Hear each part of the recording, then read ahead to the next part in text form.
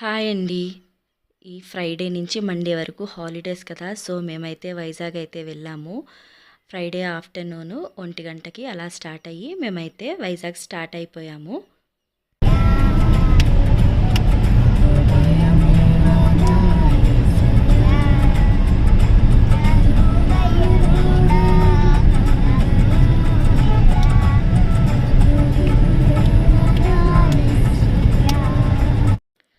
ఆ రోజైతే చాలా ఎండగా ఉంది. అయినా సరే ఇంకా మాకు కొద్దిగా వర్క్ ఉంది కాబట్టి మేము మధ్యాహ్నం 1కి అయితే స్టార్ట్ అయిపోయాము.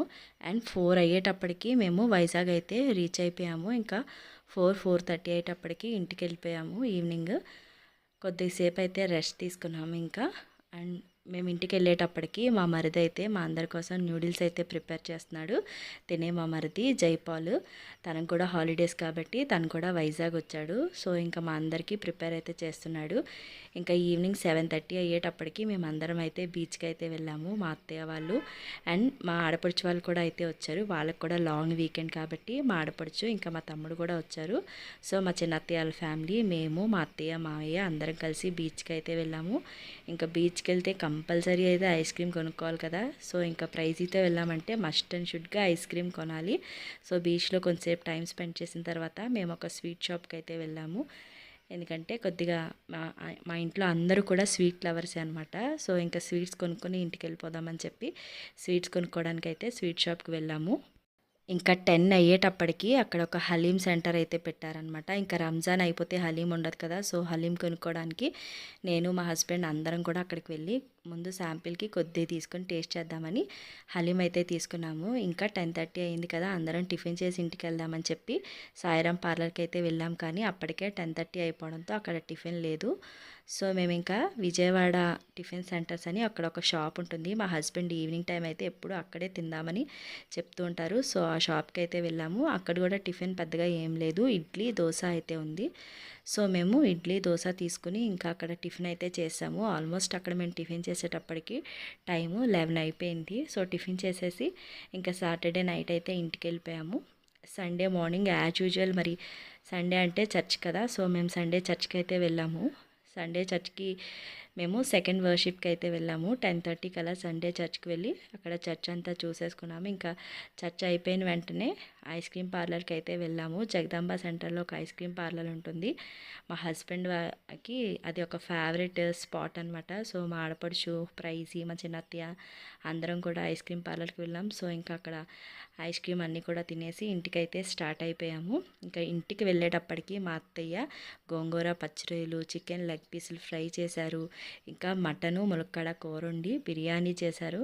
ఆ రోజు అయితే అన్ని వంటకాలు సూపర్గా సెట్ అయ్యాయి అనమాట. ఇంకా 1కి ఇంటికి వెళ్ళి అందరం కూడా లంచ్ అయితే చేసేసాము. ఆ రోజు సండే ఉగాది కదా! సో సండే భీమిలి బీచ్ దగ్గర ఎవ్రీ ఇయర్ కూడా ఉగాదికి అక్కడ ఒక ఫెస్టివల్ లాగా, జాతరలాగా జరుగుతుంది. ఎగ్జిబిషన్ అన్నీ ఉంటాయి.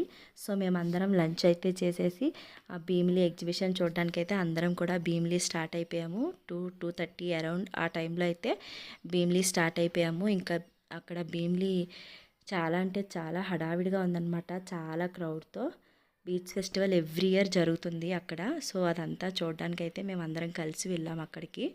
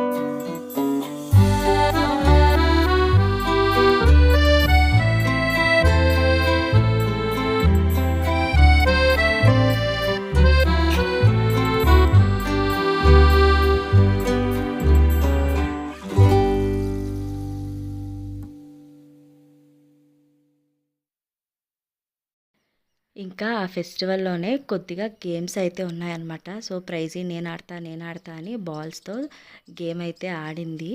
సో, బాల్స్ అన్నీ అందులో వేస్తే ఆ నెంబర్ కౌంట్ వస్తే ఆ కౌంట్‌కి తగ్గట్టుగా మనకి గిఫ్ట్ ఇస్తారు కదా! సో, ఆ గేమ్ అయితే ఆడింది. ఇంకా ప్రైజీనైతే అక్కడ చిన్న చిన్న కార్స్ అండ్ మోటార్ బైకిల్స్ ఇవన్నీ ఉన్నాయి. సో, అవన్నీ కూడా ఎక్కించాము. ప్రైజీ అయితే మంచిగా ఆడింది. సో, ప్రైజీ బాల్స్ ఏసింది కదా! దానికి గిఫ్ట్‌గా అయితే ఈ పూల కుండీ అయితే వచ్చిందనమాట మాకు. అండ్ ఇంకా అక్కడ రింగ్స్ గేమ్ కూడా ఉంది. మా ఆడపడుచు వాళ్ళు మేమందరం కూడా ఆ రింగ్స్ వేసుకొని రింగ్స్ వేసే గేమ్ అయితే ఆడాము. ఇంకా సండే భీమిలీ బీచ్లో ఫెస్టివల్ అంతా బాగా అయిన తర్వాత మండే మళ్ళీ రంజాన్కి మేము సిఎంఆర్ షాపింగ్ మాల్కి అయితే వెళ్ళాము. జస్ట్ సమ్మర్ వచ్చింది కాబట్టి కొద్దిగా cotton dresses and cotton saris అవి చూసుకోవడానికి వీళ్ళిద్దరూ మా తమ్ముళ్ళు, పెద్ద తమ్ముడు చిన్న తమ్ముడు. ఇంకా అత్తయ్య కాటన్ శారీస్ అంటే ఇంట్రెస్ట్ కాబట్టి సో కాటన్ శారీస్ దగ్గరికి అయితే వెళ్ళి మొత్తం అన్నీ కూడా కాటనే తీసుకున్నాము. అండ్ షాపింగ్ అయిపోగానే కామత్ రెస్టారెంట్కి అయితే వెళ్ళి అక్కడ మేము లంచ్ అయితే చేసాము. అండ్ లంచ్ అయిపోగానే మళ్ళీ ఇంటికి వచ్చేసి మేము బ్యాక్ టు కాకినాడ అనమాట. ఎందుకంటే మళ్ళీ ట్యూస్డే మా హస్బెండ్కి మళ్ళీ ఆఫీస్ ఉంది కదా! సో ఇంటికైతే స్టార్ట్ అయిపోయాము. అండ్ ఈవినింగ్ 3:30కి అలా స్టార్ట్ అయ్యాము.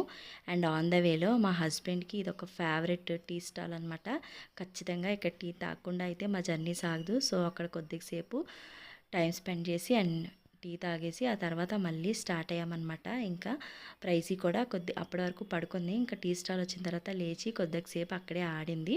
ఇంకా ఆడిన తర్వాత మళ్ళీ మేము జర్నీ స్టార్ట్ చేసాము. ఇంటికి వచ్చేటప్పటికి 8:30 అయ్యింది. మాకైతే ఈ లాంగ్ వీకెండ్ ఇలా అయ్యింది. మరి మీరు ఈ వీకెండ్ అంతా ఏం చేశారో నాకైతే కమెంట్ సెక్షన్లో చెప్పండి. అలాగే నా వీడియో నచ్చితే లైక్ చేయండి.